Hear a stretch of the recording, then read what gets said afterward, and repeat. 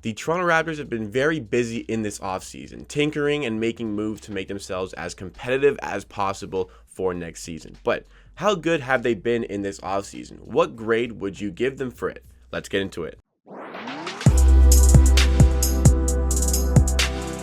Welcome to Amateur Hour Sports, where the channel continues to grow. Thank you so much to everybody who has been giving in the support over the last few weeks. It's been a crazy few weeks. The channel is doing very well. Thank you so much to everybody who has been showing the support. But, if there's anybody new here, you like what you see from me, you want more of myself talking about the Toronto Raptors on the channel in videos just like this, make sure you join the movement as well and hit that subscribe button down below. But today's topic, we're grading the Toronto Raptors offseason so far. So I'm going to go through the moves they made in free agency, how they did in the NBA draft, and other sort of activities that are involved in your offseason. Let's get right into the video. So for starters, we had the NBA draft. And the NBA draft, in my opinion, was a humongous success.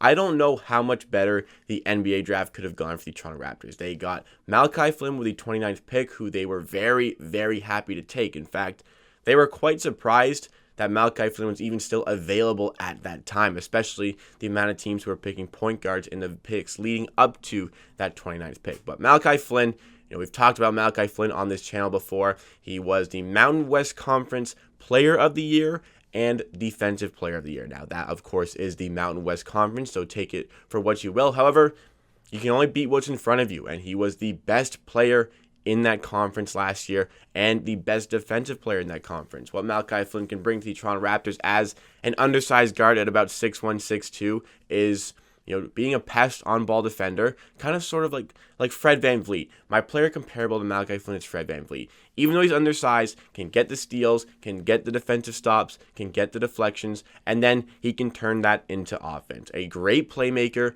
very crafty, decent ball handler, can score from three, can get to the rim, in amongst the trees, is statistically fantastic in the pick and roll, like a great pick and roll player, which bodes well for the Toronto Raptors. Malachi Flynn was a huge W for the Toronto Raptors in the NBA draft. And then we go to the 59th pick, and we get a guy in Jalen Harris, a good-sized shooting guard. Apparently, Jalen Harris says he sees himself as a point guard or shooting guard, but I think the Raptors have drafted him to be a shooting guard. Standing at 6'5", also played in the Mountain West Conference, but Jalen Harris is a bit different. Jalen Harris is a guy who is a shot creator for himself, something the Toronto Raptors have lacked over the last year or so, a guy who can just get them a bucket. Now, I'm not saying Jalen Harris is already that. Obviously, lots of work to do for Jalen Harris to get up to the NBA level. However, having a guy who puts the ball in the basket, was scoring the ball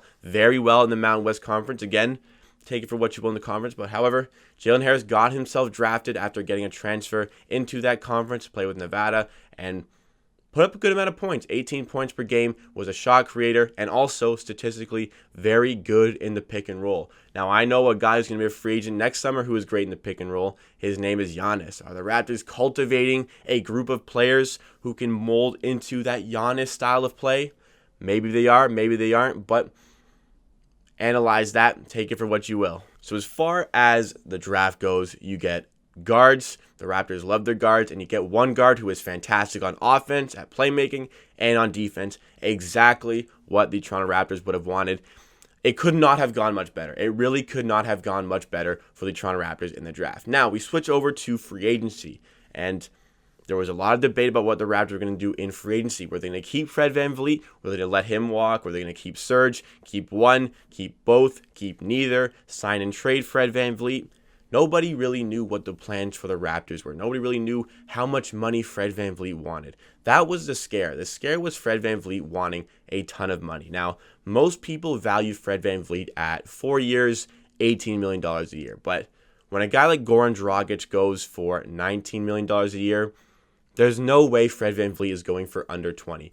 My worry was Fred VanVleet going for over $22 million a year, but the Raptors managed to keep it at just over $21 million a year for 3 years, plus near the same amount of money for his fourth year, but that is a player option. So quite possible we get Fred VanVleet for 4 years, under $22 million a year on average. That also was a huge W for the Toronto Raptors. A good value, That's what Fred VanVleet is worth. He earned that contract. He earned that money.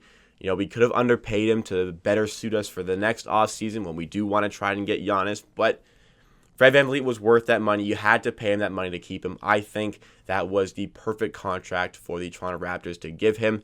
Fred VanVleet brings a lot of great stuff to the Toronto Raptors, is going to be one of the guards of the future for the Raptors if Kyle Lowry eventually moves on. It could be at the end of this year. Fred VanVleet is going to be hugely important for the Toronto Raptors. I am very happy they kept him. Now we switch to Serge Ibaka. Serge Ibaka goes to the Los Angeles Clippers and goes for cheaper than he would have gotten for the Toronto Raptors. The thing was that the Clippers could have offered him a 2-year deal that the Raptors unfortunately could not give him. Now, that was a loss, certainly. Certainly losing Serge Ibaka was a loss. Where I see a bit of makeup is getting a center in Aaron Baines who fits the Raptors' dynamic and system very well. A big who is a beast on the interior, whether it be on offense or on defense. On offense, he can spread the floor and shoot the three. He is also fantastic in the pick and roll. He's just a big-time screen setter, like one of the best screen setters in the NBA. And the Raptors, who love their guys who play in the pick and roll, definitely needed a guy like Aaron Baines to do their dirty work. Guy who enables the stars around you to do their job. He's just there doing his job. He lets the stars thrive around him. The perfect center for the Toronto Raptors.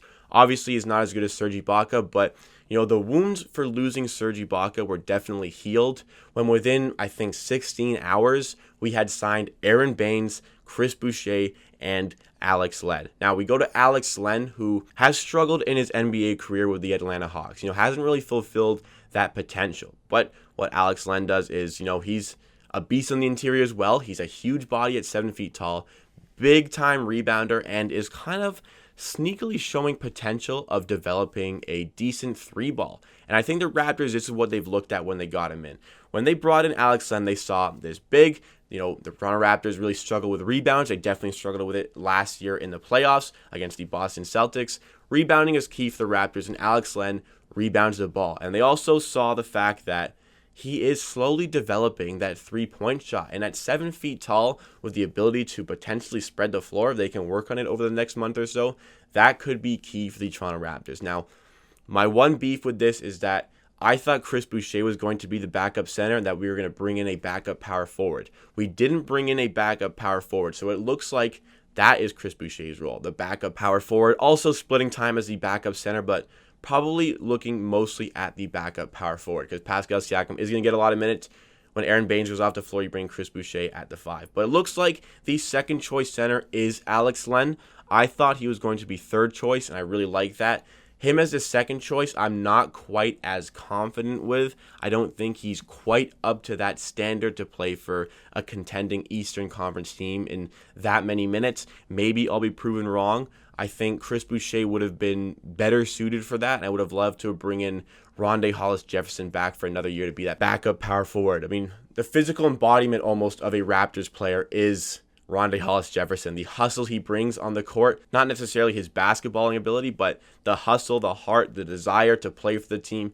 I loved what Rondae Hollis-Jefferson brought. It's kind of sad to see that, it doesn't look like the Raptors will bring him back. Obviously, there's still time. They may end up bringing him back, but doesn't look likely at this point. We'll see how everything plays out. But as far as the bigs go, losing Serge Ibaka sucked, but soothing the pain, bringing in Aaron Baines, Alex Len, and Chris Boucher. I'm very confident with Aaron Baines as the starting center. I'm very confident with Chris Boucher getting backup minutes. Not necessarily as confident with Alex Len being a guy with a bigger role than I initially thought, but I'm willing to gamble on him. I'm willing to see how it all plays out. Maybe the Atlanta Hawks just didn't get the best out of his potential. The Raptors, one of, if not the best development teams in the league. Maybe they can find something extra from Alex Len. Next, the Toronto Raptors brought in DeAndre Bembry. And, all these guys I made full videos on. People really like the DeAndre Bembry one. DeAndre Bembry is a guy who can come in and be a great defensive hustler. Another hustle players. The Raptors love their hustle players. Aaron Baines has that. Chris Boucher has that to a degree. Alex Len definitely has that. DeAndre Bembry has it for sure. 100% a hustle player. On defense, hounds you on the ball, great on-ball defender. A lot of switchability on defense. You can guard the point guard, the shooting guard, the small forward. Also, maybe if he switches on to the power forward, he could do a job. Not ideal, but I think he could still do his job there. On offense, there's stuff to work on. There's shot mechanics that are promising with DeAndre Bembry. The Atlanta Hawks drafted him 21st overall 4 years ago. Didn't get the best out of him, but the Atlanta Hawks don't exactly have the greatest development team. Maybe again the Raptors just see some sneaky potential here that possibly they can get the best out of, because the Atlanta Hawks, sometimes they don't get the best out of their players. Like, they've got work to do with Cam Reddish, who has a very high ceiling, DeAndre Hunter, who also has a very good ceiling. Didn't get the best out of guys like DeAndre Bembry. Maybe the Raptors see something that maybe they can find with a little bit of work on him in the offseason and throughout the season. I think DeAndre Bembry is going to be the defensive specialist, the defensive wing specialist off the bench. As far as his offensive game goes, not really keen on it, but I hope Paul Watson Jr. gets more minutes this year and kind of gets that backup small forward role to be the offensive threat. If you have an assignment on defense you need fulfilled, then you have a guy like DeAndre Bembry to come in and take that. Next, we go to the things beyond the basketball court, the front office or the coaching staff. This is key. We get Nick Nurse back. That was huge. Nick Nurse, I think, is the best coach in the NBA. Nick Nurse, so innovative with his defensive schematics, how he can lay out a plan for his team. It seems like every single possession has a different game plan in how to get that stop. So detail-oriented. Bringing Nick Nurse back was huge for the offseason. Fantastic to settle the nerves about that. It happened right after the playoffs. It was great to just not have to worry about that. Other guys that need contracts, GM Bobby Webster and obviously Masai Ujiri. I think that those guys needed to get signed this offseason. I didn't want to really worry about it. It looks like they will return anyway, but it's just nice to get that weight off your shoulders, bring them back and know that they're here to stay. Bobby Webster, apparently his deal is close. I know Masai Ujiri wants to take care of him before he takes care of himself. I hope that can be resolved before the start of the NBA season so we can focus on the basketball, but it looks like he'll stay. I just don't want to have to worry about that anymore. And the same goes for Masai Ujiri. Amid interest from the Washington Wizards, apparently, the New York Knicks, apparently. Don't think he'd go to the Knicks. But still, want that weight off my shoulder. I just want to see pen put to paper so that we don't have to worry about this anymore. We know that these guys are here to stay. I would be shocked if Bobby Webster or Masai Ujiri left. However, you just want to see that come into play. A big loss in this offseason was Nate Bjorkgren to the Indiana Pacers. Hired as a head coach.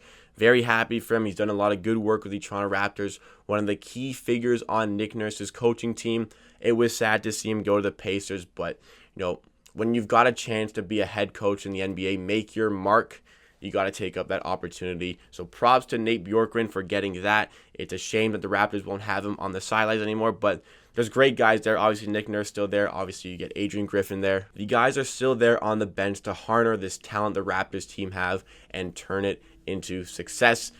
Props to Bjorkgren again, but it's just sad to see him go. So overall, we look at the draft. The Raptors were fantastic in the draft. At least an A as far as the draft goes. As far as free agency goes, you're probably looking at about a B+.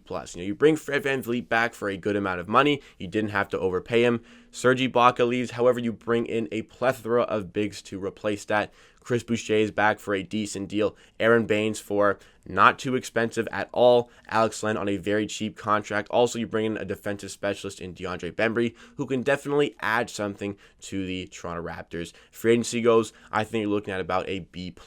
Then you go to beyond the game. You go beyond the court. Nick Nurse gets his contract, but Masai Ujiri and Bobby Webster still, left to be desired in terms of getting their contract. I think we're looking at about a B-, maybe B in that scenario, also losing Nate Bjorkgren in that. Nothing you can really do about that internally. If he wants that head coaching job, you got to let him have it. It just kind of sucks. So putting those all together, I give the Raptors offseason a B+ right now. Obviously, subject to change if something else happens. Maybe we do bring back a guy like Rondae Hollis-Jefferson. Maybe we make a trade. I'm not sure. But right now, looking at what we've done, a B+ seems like a worthy grade for the Toronto Raptors. I thought the draft, again, was great. The free agency went very well. Obviously, could have gone better with Ibaka, but still went quite well. I think what would have bumped that up a little bit more is getting a better backup center than Alex Len. However, if Chris Boucher is really getting a ton of minutes, maybe that's all right. And, to boost up to an A, I would have had to see Bobby Webster get his contract extension just to ease the tension in this offseason. You go into the season completely focusing on basketball. I don't want the media talking about contract-related stuff when we can be focusing on winning basketball games. That's what it all comes down to. I think the Raptors have done a great job in putting them in a position to win a lot of games this season. The Raptors are built for success. I expect that success to continue this season, and I'm very excited to get this season started. Let me know your grade for the Toronto Raptors offseason in the comments down below and why you think that. Obviously, I'm giving them a B+ at this point. That is subject to change based on anything that happens. But what do you guys give them in the offseason? I'm sure we're going to see people giving A's. I'm sure we're going to see people giving them lower than myself. But share your opinion. Join the discussion. That wraps it up for today's video. Please like the video if you like and subscribe to Amateur Sports for more content just like this. Big things on the way in the future. We're looking into maybe live streaming for some games, doing some watch along and some other fun stuff. The channel is growing very well at this moment. Thank you so much to everybody who has been pouring on the support recently. It really keeps me going. It really keeps that drive in myself to keep making good content. Thanks again. At the end of the day, I believe what I say. If you disagree, that is okay. We'll see you again next time for another video.